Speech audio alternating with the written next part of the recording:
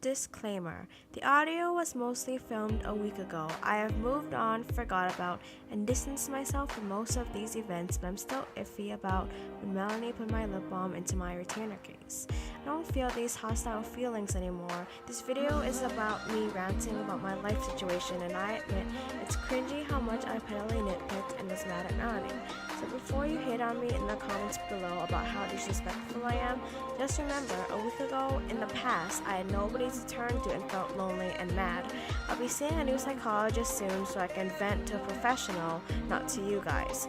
So I'm sorry if you get a bad impression from me by watching this video that you chose to click on. Now onto the video.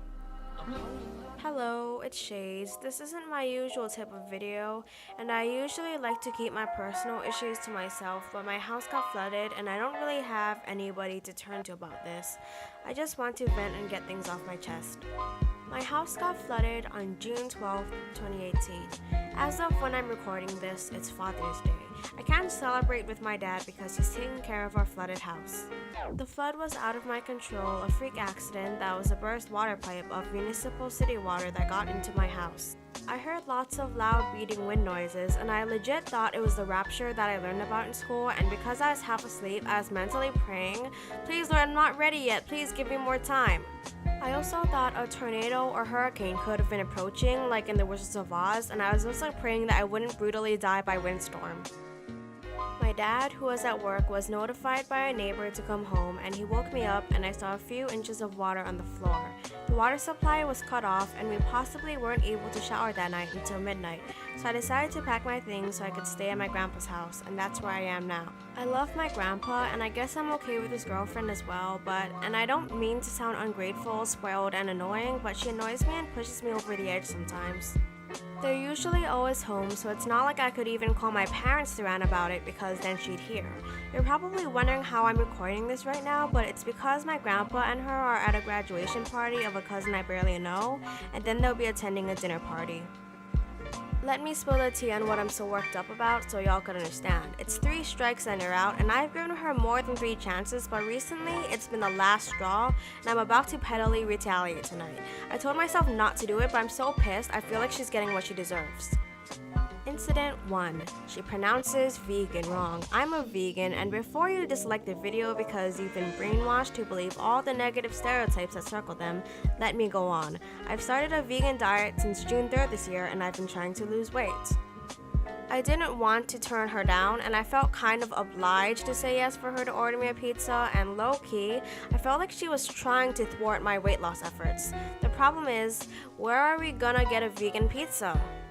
So she calls Pizza Hut, and that was quick enough because they said they didn't have vegan cheese. I kept correcting her in the background that it's pronounced vegan, not vegan, like rhyming with pagan, but after pronouncing it right once, she just kept saying vegan. Why am I pettily upset about the pronunciation of one word, you ask? If she pronounces it wrong on the phone, that'll just make it that much harder for the delivery people on the phone to understand. So she calls up Domino's, and she keeps repeating vegan over and over again to the young guy on the phone, expecting it to sink into his mind.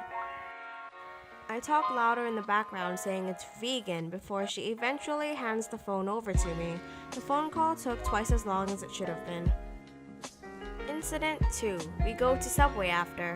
She wants to order a footlong for her and Grandpa. I go along because I want to ask if the oatmeal raisin cookies are vegan. According to the lady making the sub, it wasn't, and Melanie, the fake name I'll use for Grandpa's girlfriend, loudly says that if I want a vegan oatmeal raisin cookie, I'd have to go to a specialized place to suit my needs. The lady making the sub seems grumpy and has eye circles, and great, now another person thinks I'm a snob just because I'm vegan. Not that it matters, it's not like I'll ever see the lady again. So Melanie is ordering her sandwich and asks the lady if she could have some water because she's feeling hypertensed.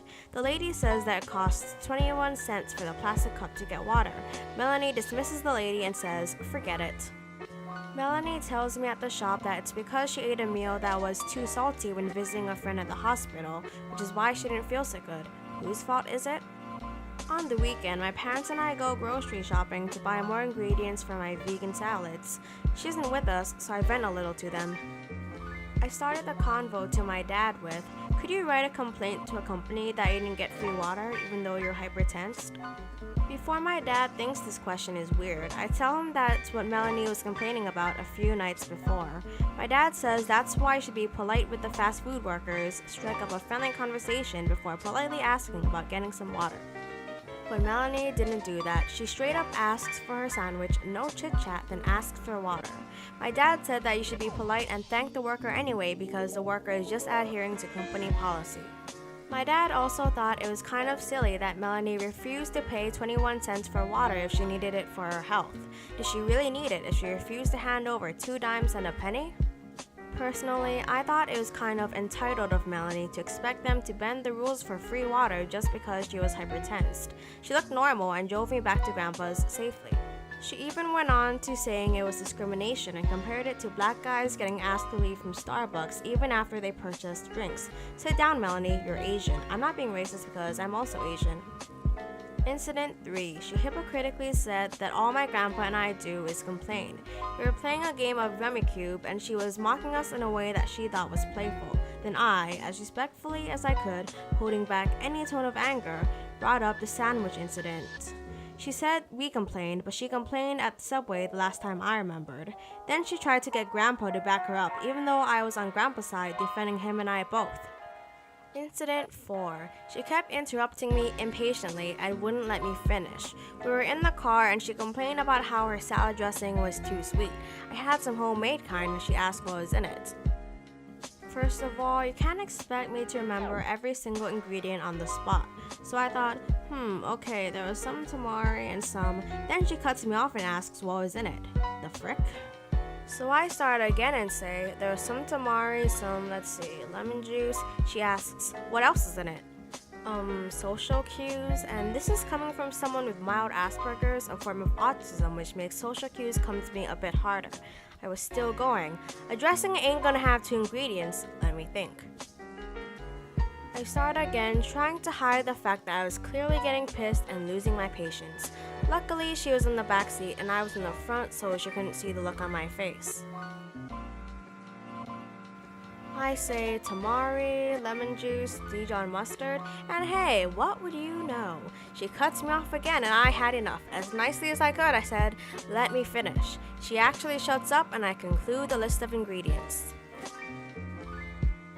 My mom said she noticed Melanie was like this sometimes, and my dad said that's why he got impatient with her when she was experiencing computer problems over the phone. He said you have to be patient with people in their 70s, and I've been trying. It's not like she has Alzheimer's or dementia, so I didn't give her as much leeway. Incident 5. The bar of soap I brought in the bathroom. I brought a little sliver of old hotel soap to use because I didn't expect to stay long. I put it on the soap holder in the bathroom because it's a shower with a tub with 4 tiny little corners to put bottles of soap. I didn't think there was any room for my soap dish with drainage, so I put my soap where I was told to. The next time I go shower, I see her bar of soap there and she put mine on a tub corner. Luckily, she put the part that goes on my washcloth face up. So when I shower, I put the little sliver on a handle on top of the soap container in the shower because I'm not taking her spot.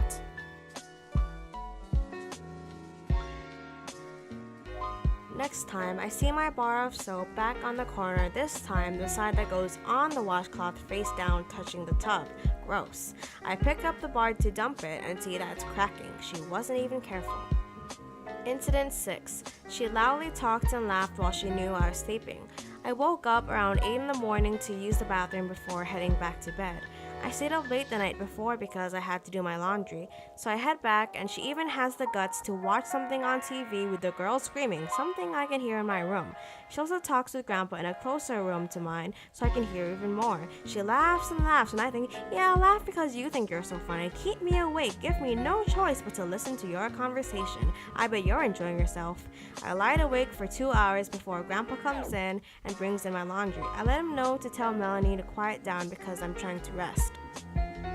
All is quiet then, except for the neighbors barking puppies that weren't even as loud as Melanie, and I can go to sleep and have some dreams before peacefully waking up to see my grandpa telling me that he and her are going to the graduation party.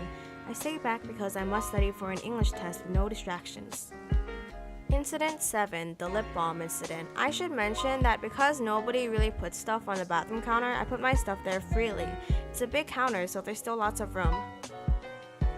This morning, I woke up to see that Melanie tried to clean it up. Guess what? She put my 2 tubes of lip balm into my empty retainer holder, the place where I put my saliva-covered retainers every morning. This was the last straw. I was so mad and was like, alright, this is it. I'm going to spit on her bar of soap tonight. Then she'll know what it's like to have her stuff covered in spit. Even if she doesn't know, I'll know, and that's enough in itself. Just like with the soap incident, she touched my stuff and moved it without my permission. Don't touch a Scorpio stuff without their permission and expect them to take it. I don't believe in the zodiac stuff, but point is, don't cross me because I am not a pushover. I'm sure everyone hates their stuff being moved. But as I was lying in bed in the past incident, I thought, hey, instead of whining to yourself, politely tell her not to do that anymore so you can stop complaining to yourself and not doing anything. So I told her, and she makes a dismissing hand motion and said, what does it matter? It's all your stuff anyway. The lip balm is covered inside the tube. I told her it was gross that she put it in a container that was essentially covered in spit germs, and she thought I was overreacting. Me? Overreacting? I'm gonna write to Subway, lady? I brought her in the bathroom and pointed to a little space on the counter that was in between my retainer case and my tube of toothpaste, and said she could have put it there instead. But she was too ignorant to let it sink in. I don't think she'll listen to me. She thinks she's always right, but anyone would be mad because, hey, guess what? I pick up the tube of lip balm, touching the spit germs as I apply it to my mouth. She didn't think about that, or maybe she did and didn't want to acknowledge that she made a mistake.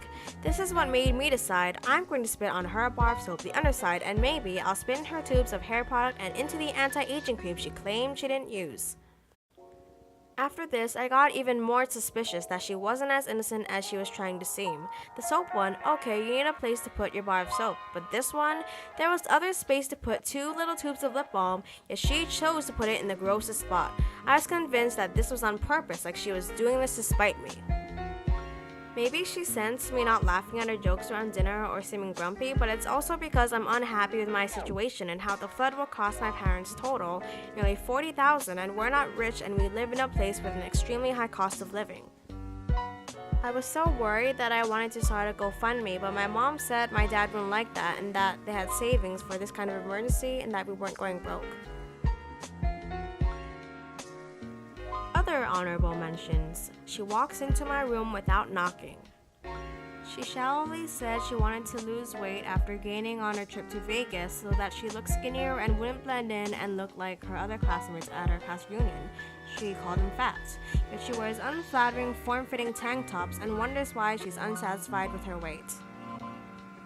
She tries to force her beliefs on me like it's best for me.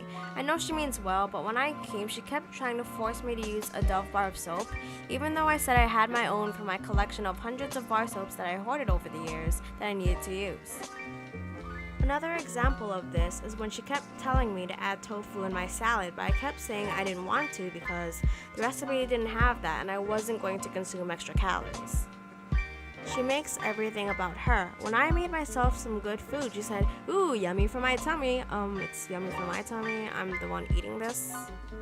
She also offered to get me shorts that were in medium, her size, that she wore high-waisted around her stomach. How delusional does she have to be to think that we're the same size when I'm an obviously skinnier teen? I'm not skinny, but I'm thinner than she is, and the visual disparity in sizes between her and I should be very obvious. I had to convince her that I was a small by saying that I was going to wear the shorts below my belly button, where it should be. She doesn't hang up the shower head when she's done. I'm 4'9". How does she expect someone short like me with short arms to put back the shower head? It only takes a second to put it back before the next person. Common courtesy. She was probably one of those people before who didn't rewind tapes that she borrowed. She blamed the store for giving her moldy bread that she just bought, and she wanted to return it even though she didn't close the bag that the bread was in with a twist tie. Yup, the store doesn't sell good stuff. It totally isn't her fault. I've been at Grandpa's house nearly a week eating meatless salads in front of them with just plants, no dairy. notice a pattern? Melanie didn't. She still doesn't know the difference between vegetarian and vegan. I explained it saying, vegetarian is no meat, vegan is no meat or dairy. A minute later, she asks again. I said I wasn't going to repeat myself because I was fed up and I explained it in less than 5 words. Vegetarian equals no meat. Vegan equals no animal product.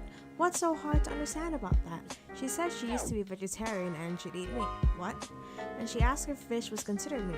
Fishes have flesh. She got mad at me when she used my marinara. I use marinara when making pizza. She asked if she could use the jar and I said sure because my parents said to share my food before it spoils. When she's done, there is none left. I was like, I was going to use some for pizza tonight. Why do you use it all? Then she acted like I was talking back saying, excuse me, there was half a jar left. I was supposed to use a whole jar, so I had to use another sauce to flip the pan. She thought it was implied that she was going to use the rest of the jar, but she just asked if she could use it and I said yes. She never said how much and I have the right to be mad about pizza deprivation. This isn't Melanie, but I felt the need to add this in because of how upsetting it was. I was at the hairdresser for 3 hours, got hungry, and had no food because I ate before. She offers me a chicken sandwich, and I obviously can't eat it. There's also a dairy product in it, which would cause my face to flare up. She says that vegans are weak and need to eat meat. What an uneducated statement. I actually get too much protein, more than 40 grams for my weight, with all the legumes in my salads because I'm hungry and still need to eat, even if that's more than 40 grams of protein. Meat has too many grams of fat and saturated fat, and I'm trying to lose weight, and now I consume around 200 or 300 less calories with this diet than before. Vegans get hate they don't deserve, and I ain't preaching about animals. I just want to lose the 20 pounds I put on since 2015. Let me be. Jeez. That's the end of the video. Sorry I sounded so angry, and no, I don't hate any of the people in this video. I just pent all this up for a week and needed to let it out somehow. I know I should be grateful that I'm in my grandpa's house and not at home with the hot dehumidifying fans, and I am grateful, and others have it worse than I do, but I should still have the right to complain. Like how at grandpa's house, I don't have the Bowflex M5 stepper elliptical machine that burns 5 calories a minute. Instead, there's a stepper that burns 2 a minute, is more exhausting despite not burning as much calories, and is in a hot room with no AC. This video makes me sound like a horrible person, a spoiled brat, but I'm human too, so viewers, don't act like y'all are perfect. Shades out.